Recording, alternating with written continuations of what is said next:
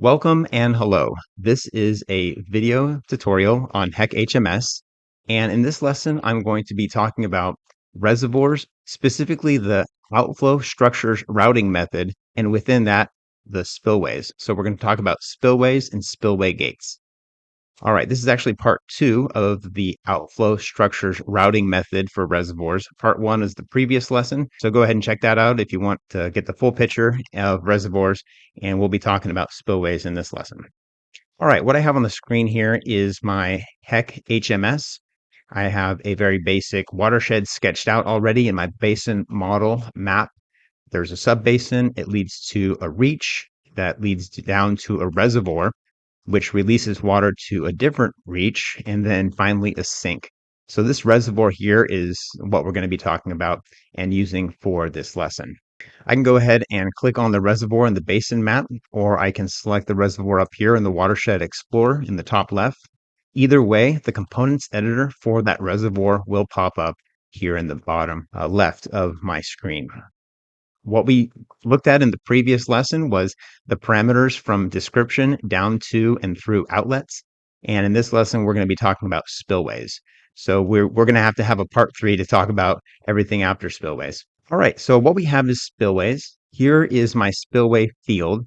And what happens is right now up the reservoir does not have any plus symbol for me to expand. There's no spillways or outlets or anything. But if I go ahead and click up to increase the number of spillways to 1, now there is a plus symbol to expand the reservoir. So I'll do that. And we have a spillways directory. So I'll click the plus and expand that. And here's our spillway number 1. If I add more spillways down here in the components editor, just by clicking plus, I get more spillways, and then 3, 4, 5, and so on. You can just keep adding spillways that way. And I'm going to reduce the spillways to, just 2 would be fine for us. All right, next, I'm going to go ahead and actually click on the spillway. And what happens is I'm seeing the component editor for spillway 1 appear here for me to define the properties. The first property here, or parameter, is the method. So there's 3 types of spillways. There's the broad-crested spillway. That's the first one. Then there's the Ogee spillway. And then finally, a user-specified spillway. So we're going to talk about these 3, and as well as the gates, which can apply to the first 2. We can have gates for broad-crested spillway and Ogee spillway. All right, so broad-crested spillway. First, we need to decide, is this going to be part of the main outlet or an auxiliary outlet? So spillways oftentimes will be an emergency outlet, in which case it would flow to an auxiliary location that has its own tailwater and then ultimately back into the main channel. But most always the case will be into the main channel. So I'm going to go ahead and say it's part of the main outlet. Next, we have a few physical parameters of the spillway we need to provide, such as the elevation in feet. This is the crest elevation. This is the elevation above which water begins to spill over the reservoir. So I'm just going to type a number in here.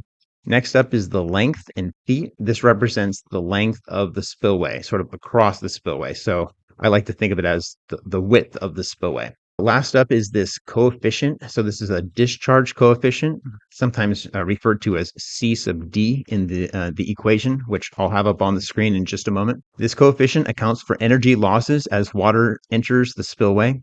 And the user's manual says that the typical value would be between 2 and 3 for English units. And it would also be between 1.1 and 1.66 for metric units. Up on the screen here, I've got the broad-crested spillway flow rate equation. We have the Q for flow rate equals the discharge coefficient, is that C sub D. L is the length, which is the effective length across the spillway. And then H represents the head. So that's the water surface elevation in the reservoir pool minus the spillway crest elevation. Something to point out is that head value is raised to the 1.5 power. So you can just see how that the flow rate would increase more and more as the head increases. It's not linear like it is for the other 2 terms. And then also the discharge coefficient, some references say it's dimensionless. It's really not. It's in units of length to the 1/2 divided by time, just so that it's dimensionally consistent. Down here, we have a little diagram here as well for the broad-crested spillway. I took this from the HMS Technical Reference Manual, which has a lot of equations, and I will link that in the description of this video. All right, down below that we have the number of gates, and I'm going to save the discussion on gates to a little bit later in the lesson because the Ogee Spillway has gates as well, and I just kind of want to cover that together. So that's all I have for the Broad-crested Spillway. Next, let's talk about the Ogee Spillway. Here we have to again define whether this is for the main outlet or the auxiliary outlet. I'll just select main. The abutments, this is the side supports. It would be either 0, 1, or 2. The abutments refer to the structural support at the end of the spillway that connects it to the surrounding terrain or dam, and it provides lateral support as well. So we need to provide the number of abutments as well as the abutment type, either concrete or earth. So whatever the majority of the material is for the abutment, go ahead and make that selection. The next two fields are the approach depth and approach loss. If the Ogee spillway has an approach channel, then the user must provide this approach depth in feet and then the approach loss as well. That occurs between the main reservoir and the actual spillway. If there is no approach channel, then the depth should be the difference between the spillway crest and the bottom of the reservoir, and then that loss value should be 0. As for the crest elevation and crest length, this is the same elevation and length that we saw with the broad-crested spillway. So we can just type in some numbers there. And then the apron elevation and apron length refer to the bottom of the spillway. This is the elevation at the bottom of the Ogee spillway structure and the total width at the bottom of the spillway structure. So we could just say like obviously a lower elevation, and then the apron may be a little bit wider than the crest length, just so like the apron kind of spreads out. Next up is the design head. So this refers to the total energy head for which the spillway is designed. I'll just say 5 feet.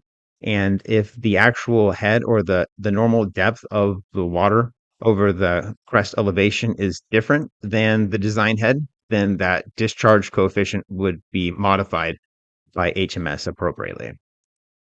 Okay, what I have on the screen here is the Ogee spillway flow rate equation. It looks just like the broad-crested spillway, but it'll have a different discharge coefficient, typically a higher discharge coefficient for the Ogee spillway, that C sub D value here. So here's a diagram again, and that's the flow rate equation. At the bottom here, we will specify the number of gates, and I'm going to save that discussion a little bit later after we talk about user-specified spillway. So let's get into that. The last spillway type is user-specified spillway. It says specified spillway right here. And what we need to do is provide a rating curve for the elevation versus discharge. So it's a very easy to use, very customizable option. Instead of providing HMS with the physical characteristics and dimensions of the spillway itself, and then expecting HMS to calculate the flow, in the specified user-specified option, you just give it a rating curve, and then the discharge will be calculated based on the reservoir pool elevation. As before, we need to specify the direction, either main or auxiliary. And then for rating curve, let's go ahead and do that as a quick example. We'd go up to components and then paired data manager. And then for the type, this is going to be a elevation versus discharge function. So this one here, I have a few examples already from the part 1 lesson. So ignore these. Let's go ahead and create a new paired data set. Then I can type in the name or paste in the name. The description is optional. So I'll click create. And here is my new paired data set. So I should be able to click and assign that right there. All right, what that looks like in the components editor, if we want to actually provide data for that paired data set, we'd expand the elevation discharge functions and then select our paired data set here for that rating curve. If we're using manual entry, go ahead and select the units, of course, and then click table. And now we would define the elevation versus discharge curve for that rating curve for that release. If we wanted to use the other method, which is a DSS file, we'd select DSS file and then provide a file name and a file path to a paired data set representing that rating curve. I'm going to go back to the reservoir here by clicking Basin, Reservoir, Spillways, Spillway 1. Okay, so let's switch and talk about gates. Gates can be applied to either broad-crested spillways or Ogee spillways, hence the gates field at the bottom here. A spillway can exist without a gate. You don't need any gates in the spillway. but gates are used by the reservoir management and operators to maintain the water surface elevation in the reservoir at the desired elevation. At least that's the goal. The gates are a way for the water operators to have more control over what the elevation in the reservoir is, and hence the storage. I'm going to go ahead and add some gates. Let's go ahead and just click up. And what happened is we have a gate 1 tab right here beside spillway. Also, what happened is the spillway now has a plus symbol. So if I click that, I have a gate. So let's add a few more gates just to show you what that looks like. There's 3 gates. You can add more. Let's just make it 1 gate is fine for now. So if I click on gate here, it'll toggle me over to the gate tab. I can do it either way. And then my options for the gate are radial gate or sluice gate. I'm going to start with sluice gate. And the first thing we have to say is the number identical. What this means is even though I said gate 1, this could actually represent multiple gates, as long as all of those gates have the exact same properties as well as the exact same management and operation. So just know that gate here could actually represent multiple gates if I say 2 or 3 or whatever. The flow rate is just multiplied by that number. All right, so I'll just leave it at 1 for now though. And then width right here represents the width of the gate. This is the width of one individual gate, 12 feet. And then the gate coefficient, this is a value that describes the energy loss as water passes under the gate based on the gate geometry. So I should probably mention that a sluice gate is a vertical gate that raises up and down.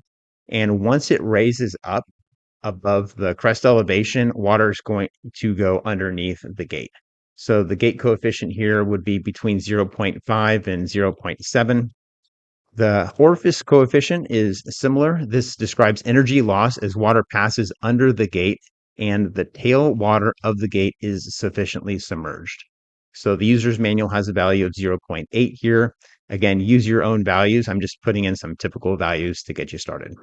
I'm going to talk about the method that's regarding the operation and the opening a little bit later. But with these values here, I can show you the sluice gate flow rate. Q is the flow, and this is for free flowing where there's no tailwater effects. We have a discharge coefficient. We have an area A that represents the base times the width, and then a 2GH under the radical. However, when downstream tailwater increases to the point at which the gate is no longer freely flowing, HMS switches to the following equation here, where we have flow rate equals, again, the discharge coefficient times the area. This width times base is the area.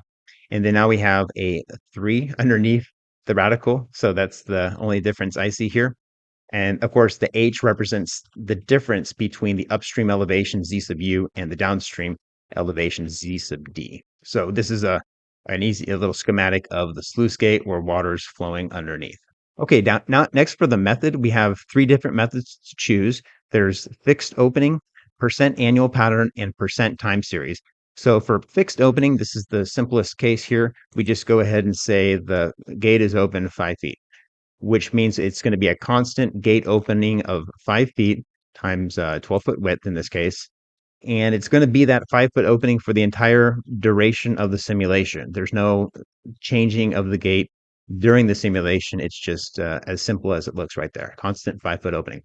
Okay, the next option is percent annual pattern. Now, what we need to do is define the maximum opening. So I might say the maximum opening is 8 feet. And then I also need to provide a paired data set for the percent annual pattern. That percentage is going to be multiplied by the maximum opening to dictate how open the gate is for that particular time of year. So let's go ahead and do that as an example. I'll go up to the components menu, paired data manager. Then for type, I want to select percentage pattern, which is right here, and then new. I'm going to go ahead and give it a name. So type it in or paste it in. Add a description if you like, that's optional, and then click create. All right, so there is our pattern. We can go ahead and define that pattern right here by selecting it, and boom, we're good. Okay, as with all other paired data sets, we can define it by going up to the paired data manager, percent pattern, select that pattern, and then either manual entry, which I've got some numbers typed in here just because I had been messing around with this, but you'd have a blank table, you'd have to specify the date, time, and then the percent opening. And then we can also use the DSS file by specifying a paired data set this way. Okay, let's go back and get that last method explained here. So reservoir, spillway, got to drill down all the way to gate. The final method is percent time series. This is a lot like percent annual pattern, but we're going to be using a time series data set instead. As before, we need to specify the maximum opening. So again, I'll say 8 feet. And then for the percent time series, this is going to be a time series data set representing the percent open of the maximum. So let's go ahead and do that as an example. I'll go up to components and then time series data manager. The data type again is going to be percentage gauges and then click new. I'm going to use the exact same name as before because it's a different type. So that's fine. And then I'll click create. And now I should be able to select that. There it is. There's the time series data set. The time series data set can be defined. If I expand it, I notice that it does give me one default time window here for the first day of 2020. That's probably not the time series window you want. So you can create a new time window by right click, create time window, define the start and end date time that you want to define the gate percent open for, and then go ahead and define the data that way. What you would do is once you have a time window, select that time window. Here's the time window details. You could just change it right here, actually, and then go ahead and provide percentages for every 15 minutes or whatever the time step you define in right here. All right, so those are your options on method. Okay, I selected gate back in my Watershed Explorer, and now we need to talk about the radial gate. So that was the sluice gate. The radial gate has a lot of similar properties.